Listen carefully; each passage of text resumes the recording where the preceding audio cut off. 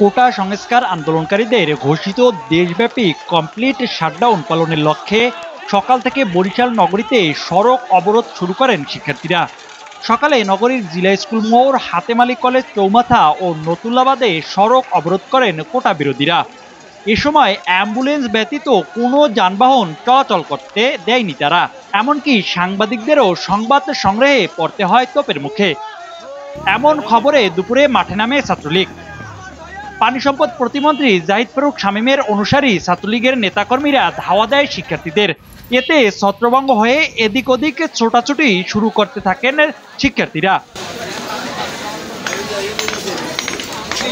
অন্যদিকে নগরীর নতুল্লাবাদ ও চৌমাথায় মহড়া দিয়েছেন মহানগর আওয়ামী লীগের সাধারণ সম্পাদক, সাবেক সিটি মেয়র সেরনিয়াবাদ সাদিক আব্দুল্লাহর অনুসারী ছাত্রলীগ, যুবলীগ ও শ্রমিক লীগের নেতাকর্মীরা। ছাত্রলীগ নেতাদের দাবি, সাধারণ শিক্ষার্থীদের ব্যানারে ছাত্রদল ও শিবিরের নেতাকর্মীরা সহিংসতা শুরু করায় তারা এ সহিংসতা প্রতিহত করছেন। সেরনিয়াবাদ সাদিক আব্দুল্লাহর বিকল্প বরিশাল শহরে নাই, তার প্রমাণ আপনারা পাইছেন। কালকে রাত্রে নামছি আমরা, সেরনিয়াবাদ সাদিক আব্দুল্লাহর নির্দেশে কালকে রাস্তায় নামছি। আজকে সকালে যান চলাচল স্বাভাবিক, আপনারা দেখতে পাচ্ছেন। তবে শিক্ষার্থীদের দাবি, তাদের শান্তিপূর্ণ আন্দোলনে হামলা করেছে ছাত্রলীগ ও যুবলীগের নেতাকর্মীরা।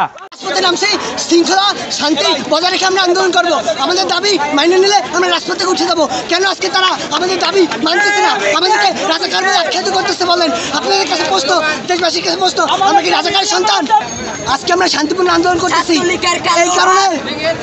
এই কারণে আমাদের কাছে গুলি করা হচ্ছে, আমাদের ভাইরা আজকে শহীদ হয়েছে। এদিকে এ কর্মসূচির ফলে বরিশাল নগরীতে থমথমে পরিস্থিতি বিরাজ করছে। বৃহস্পতিবার ভোর থেকে 4 প্লাটুন বিজেপি মোতায়েন হয়েছে বলে গণমাধ্যমকে জানিয়েছেন বরিশালের জেলা প্রশাসক শহীদুল ইসলাম।